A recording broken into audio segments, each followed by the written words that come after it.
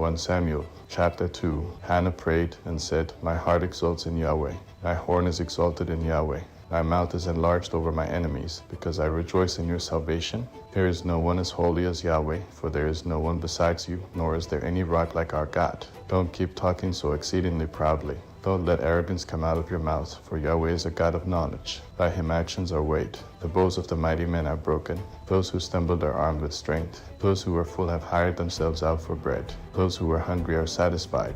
Yes, the barren has borne 7. She who has many children languishes. Yahweh kills and makes alive. He brings down to Sheol and brings up. Yahweh makes poor and makes rich. He brings low, he also lifts up. He raises up the poor out of the dust. He lifts up the needy from the dunghill to make them sit with princes and inherit the throne of glory. For the pillars of the earth are Yahweh's. He has set the world on them. He will keep the feet of his holy ones, but the wicked will be put to silence in darkness, for no man will prevail by strength. Those who strive with Yahweh shall be broken to pieces. He will thunder against them in the sky. Yahweh will judge the ends of the earth. He will give strength to his king and exalt the horn of his anointed. Elkanah went to Ramah to his house. The child served Yahweh before Eli the priest. Now the sons of Eli were wicked men.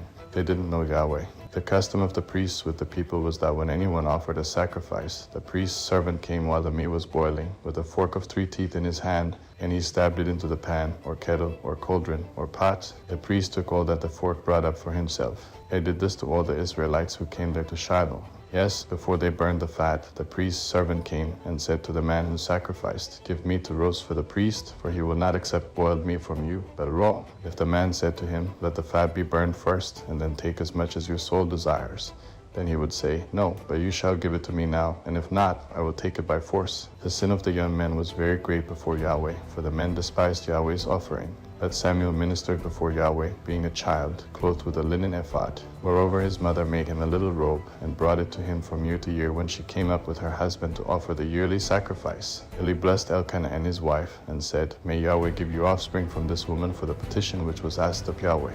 Then they went to their own home. Yahweh visited Hannah, and she conceived and bore 3 sons and 2 daughters. The child Samuel grew before Yahweh. Now Eli was very old, and he heard all that his sons did to all Israel, and how that they slept with the women who served at the door of the tent of meeting. He said to them, Why do you do such things? For I hear of your evil dealings from all these people. No, my sons, for it is not a good report that I hear. You make Yahweh's people disobey. If one man sins against another, God will judge him. But if a man sins against Yahweh, who will intercede for him? Notwithstanding, they didn't listen to the voice of their father, because Yahweh intended to kill them. The child Samuel grew on, and increased in favor both with Yahweh and also with men.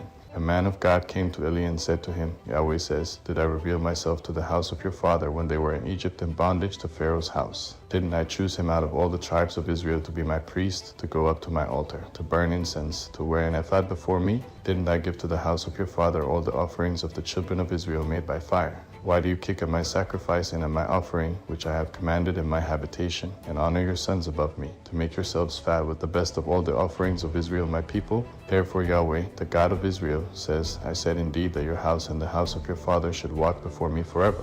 But now Yahweh says, Far be it from me, for those who honor me I will honor, and those who despise me will be cursed. Behold, the days come that I will cut off your arm and the arm of your father's house, that there will not be an old man in your house. You will see the affliction of my habitation, and all the wealth which I will give Israel. There shall not be an old man in your house forever. The man of yours whom I don't cut off from my altar will consume your eyes and grieve your heart. All the increase of your house will die in the flower of their age. This will be the sign to you that will come on your 2 sons, on Hophni and Phinehas, and one day they will both die. I will raise up a faithful priest for myself who will do according to that which is in my heart and in my mind. I will build him a sure house. He will walk before my anointed forever. It will happen that everyone who is left in your house will come and bow down to him for a piece of silver and a loaf of bread, and will say, Please put me into one of the priest's offices, that I may eat a morsel of bread.